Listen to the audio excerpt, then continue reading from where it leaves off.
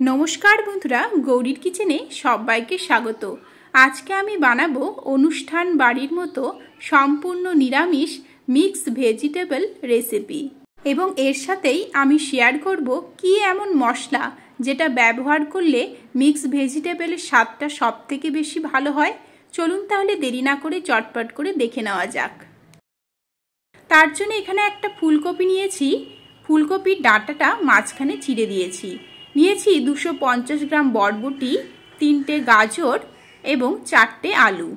सबकिछुकेই छोटो छोटो टुकरो करे केटे नियेछि। दिए दिচ্ছি 1 टीस्पुन নুন। নুন দিয়ে সবজিগুলোকে 5 থেকে 10 মিনিটের জন্য মেখে রেখে দেব যাতে নরম হয়ে আসে। এখানে নিয়েছি 150 গ্রাম পনির।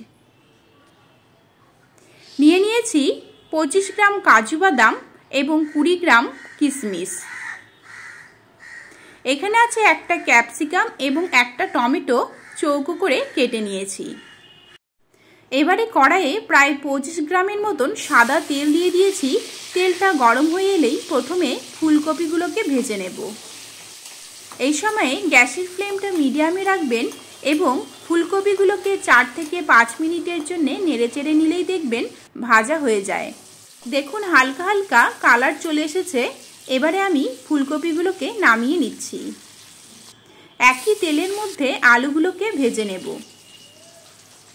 ঠিক একইভাবে আলুগুলোকে আমরা 4 থেকে 5 মিনিটের জন্য নেড়েচেড়ে নেব। তাহলেই দেখবেন আলুগুলোর হালকা হালকা কালার চলে আসবে। আলুগুলো দেখুন ভাজা হয়ে গিয়েছে। ঠিক এই রকম কালার এলেই নামিয়ে নিতে হবে। একই তেলের মধ্যে বরবটি এবং গাজরটাও একসাথেই ভেজে নেব। বরবটি গাজর ভাজতে খুব বেশি সময় লাগে না, দেখবেন খুব তাড়াতাড়ি এগুলো ভাজা হয়ে যায়। আর নুন দিয়ে আগে থেকেই মেখে রাখা ছিল বলে এগুলো কিন্তু অনেকটাই নরম হয়ে আসে। ভাজতে ভাজতে প্রায় 4 মিনিট সময় হয়ে এলো। দেখুন এগুলো ভাজা হয়ে গিয়েছে। এবারে নামিয়ে নিচ্ছি। একই তেলের মধ্যেই আমরা পনিরটা ভেজে নেব।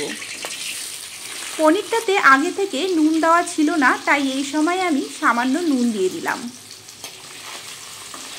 তবে পনিরটা এই সময় কিন্তু খুব বেশি কড়া করে ভেজে ফেলবেন না, তাহলে শক্ত হয়ে যেতে পারে। হালকা কালার এলেই নামিয়ে নিতে হবে। এই সময়ে অবশ্যই গ্যাসের ফ্লেমটা কিন্তু একদম লোতে রাখবেন, না হলে কিন্তু দেখবেন পনিরের উপরের দিকটা ভাজা হয়ে যাবে, ভিতরের দিকটা ভাজাই হবে না। সবগুলো পনির দেখুন উল্টে পাল্টে হালকা কালার আসা অবধি ভেজে নিয়েছি। এবারে এগুলোকে নামিয়ে নিচ্ছি। পনির ভাজার পরে এক্সট্রা যে তেলটা রয়েছে সে তেলটা আমরা আলাদা করে নেব। আলাদা করার পরে সেই তেলের মধ্যে দিয়ে দিলাম কাজু কিশমিশ। কাজু কিশমিশ ভাজতেও খুব বেশি সময় লাগে না, 2 মিনিটের জন্য নেড়েচেড়ে নেবেন, তাহলেই ভাজা হয়ে যাবে। এগুলো দেখুন ভাজা হয়ে এসেছে। এবারে নামিয়ে নিচ্ছি। এবারে কড়াইয়ের মধ্যে 2টো তেজপাতা দিয়ে টমেটো এবং ক্যাপসিকামটা এর মধ্যে দিয়ে দেব। এগুলোকে একটু নেড়েচেড়ে নিয়ে মিশিয়ে নিচ্ছি। এবারে এর মধ্যে দিয়ে দেব 1 টিস্পুন নুন। এই সময় নুনটা দিয়ে দিলে ক্যাপসিকাম এবং টমেটোটা খুব তাড়াতাড়ি নরম হয়ে আসে। এবারে অন্যদিকে আমি একটা পেস্ট বানিয়ে নেব। তার জন্য মিক্সিং বোলের মধ্যে নিয়ে নিচ্ছি 1 টেবিল স্পুন পোস্ত, নিয়ে নেব 1 টেবিল স্পুন চারমগজ। এগুলোকে শুকনো অবস্থায় পেস্ট করে নিয়ে তারপরে সামান্য পরিমাণে জল দিয়ে আবারও পেস্ট করে নেব। অন্যদিকে টমেটো এবং ক্যাপসিকামটা দেখুন ভাজা ভাজা হয়ে এসেছে। দিয়ে দেব চারমগজ এবং পোস্ত বাটা। এবারে গ্যাসের ফ্লেমটা একদম লোতে রেখে অবশ্যই এগুলোকে 2 থেকে 3 মিনিটের জন্য কষিয়ে নিতে হবে, না হলে কিন্তু পোস্ত এবং চারমগজের একটা কাঁচা গন্ধ থেকে যাবে। 2 মিনিট পরে ফিরে এলাম। দেখুন এগুলো কষানো হয়ে গিয়েছে। এবারে আমরা এর মধ্যে দিয়ে দেব 1 টিস্পুন কাশ্মীরি লঙ্কা গুঁড়ো এবং 1/2 টিস্পুন গোলমরিচ গুঁড়ো। গুঁড়ো মশলাগুলোকে একটু নেড়েচেড়ে নিয়ে মিশিয়ে নিচ্ছি। এখানে ঝালটা কিন্তু অবশ্যই নিজেদের পছন্দ অনুযায়ী দেবেন। কষানো হয়ে গেলে ভেজে রাখা সব সবজিগুলো এর মধ্যে দিয়ে দেব।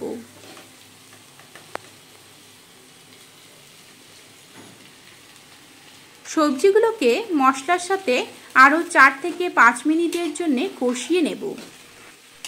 আপনারা এই সবজিটা শীতকালে রান্না করলে, শীতকালে মটরশুঁটি কিন্তু অ্যাভেলেবেল পাওয়া যায়, আপনারা মটরশুঁটি দিয়েও করতে পারেন, খেতে কিন্তু খুব ভালো হয়। 5 মিনিট পরে ফিরে এলাম। দেখুন সবজিগুলো খুব ভালোভাবে কষানো হয়ে গিয়েছে। এবারে আমরা একটা মশলা গুঁড়ো বানিয়ে নেব। তার জন্যে শুকনো কড়াইয়ের মধ্যে দিয়ে দিলাম 1 টিস্পুন গোটা ধনে, 1 টিস্পুন গোটা মৌরি, 1 টিস্পুন গোটা জিরে, একটা দারচিনির টুকরো, 3টে এলাচ, 3টে লবঙ্গ। সব কিছুকে এবারে 3 থেকে 4 মিনিটের জন্য কন্টিনিউয়াসলি নেড়ে যেতে হবে। এইভাবে কন্টিনিউয়াসলি নেড়ে যেতে যেতে দেখবেন একটা খুব সুন্দর ভাজা মশলার ফ্লেভার বেরিয়ে আসবে। তখনই বুঝতে হবে ভাজা হয়ে গিয়েছে। এগুলো নামিয়ে নিয়ে প্রথমে ঠান্ডা করে নেব, তারপরেই গুঁড়ো করে নিতে হবে। কষিয়ে রাখা সবজিগুলোর মধ্যে 2 গ্লাস দুধ এবং 1 গ্লাস জল মিশিয়ে দিয়ে দিচ্ছি। মিক্স ভেজিটেবলের স্বাদটা বাড়াতে হলে এখানে দুধটা কিন্তু অবশ্যই দিতে হবে। আর তার সাথে আমি যে ভাজা মশলাটা বানিয়ে রাখলাম, সেই ভাজা মশলাটা দেবেন, স্বাদটা কিন্তু দ্বিগুণ পরিমাণে বাড়িয়ে দেবে। এই দুধের সাথেই সবজিগুলোকে আমরা হাই ফ্লেমে 5 মিনিটের জন্য ফুটিয়ে নেব। তার আগে এর মধ্যে দিয়ে দিলাম 1 টেবিল স্পুন রোস্ট করে রাখা মশলা গুঁড়ো। এই মশলা গুঁড়োর সাথে দুধটা যখন ফুটে উঠবে তখন সবজিগুলোর মধ্যে কিন্তু আলাদাই একটা ফ্লেভার চলে আসবে। গ্রেভিটা দেখুন ফুটে উঠেছে। এবারে আমরা এর মধ্যে দিয়ে দেব ভেজে রাখা পনির, দিয়ে দিচ্ছি ভেজে রাখা কাজু কিশমিশ। এগুলোকে নেড়ে চেড়ে নিয়ে আরও 2 থেকে 3 মিনিটের জন্য ফুটিয়ে নেব। এই গরম দুধের মধ্যে পনিরটা যখন ফুটিয়ে নেবেন তখন দেখবেন পনিরটা পুরোপুরি নরম তুলতুলে হয়ে গিয়েছে। তাই পনির নরম করার জন্যে আর কোনো কিছু কিন্তু করার দরকার পড়ে না। গ্রেভি ফুটে উঠলেই দিয়ে দেব সামান্য পরিমাণে চিনি। এই রেসিপিটা একটু মিষ্টি মিষ্টি খেতে ভালো লাগে, তাই সামান্য পরিমাণে একটু চিনি দিয়ে দিতে হবে। চিনি দিয়ে আরও 2 মিনিটের জন্য ফুটিয়ে নেব, তাহলে গ্রেভিটা দেখবেন অনেকটা গাঢ় হয়ে আসবে। গ্রেভিটা ফুটে উঠলেই এবারে আমরা এর মধ্যে দিয়ে দেব 1/2 টেবিল স্পুন ঘি। ঘি দেবার পরে আর কিন্তু বেশি ফোটাবেন না, তাহলে ঘিয়ের ফ্লেভারটা নষ্ট হয়ে যায়। তাই নেড়ে চেড়ে নিয়েই গ্যাসের ফ্লেমটা বন্ধ করে দেব এবং 10 মিনিটের জন্য ঢেকে রাখবো, যাতে ঘিয়ের ফ্লেভারটা সবজির সাথে খুব ভালোভাবে মিশে যায়। তারপরেই আমরা পরিবেশন করব। আমি আজকে দেখুন পোলাওয়ের সাথে পরিবেশন করেছি, আপনারা ফ্রাইড রাইস পরোটার সাথেও পরিবেশন করতে পারেন। তাহলে বন্ধুরা আজকের এই সম্পূর্ণ নিরামিষ নবরত্ন রেসিপিটি আপনাদের কেমন লেগেছে আমাকে অবশ্যই কমেন্ট করে জানাবেন। ভালো লাগলে আমার চ্যানেলটিকে সাবস্ক্রাইব করে নেবেন, লাইক ও শেয়ার করবেন। এরকমই আরও অনেক রেসিপি আমার চ্যানেলে রয়েছে, যেগুলো লিঙ্ক ডেসক্রিপশন বক্সে দেওয়া আছে, অথবা আপনারা আমার চ্যানেল ভিজিট করলেও দেখতে পারবেন। তাহলে বন্ধুরা আজকের মতো এখানেই শেষ করছি। দেখা হবে নেক্সট রেসিপি নিয়ে। ভালো থাকবেন, ভালো রাখবেন, ভালো ভালো খাবেন। নমস্কার।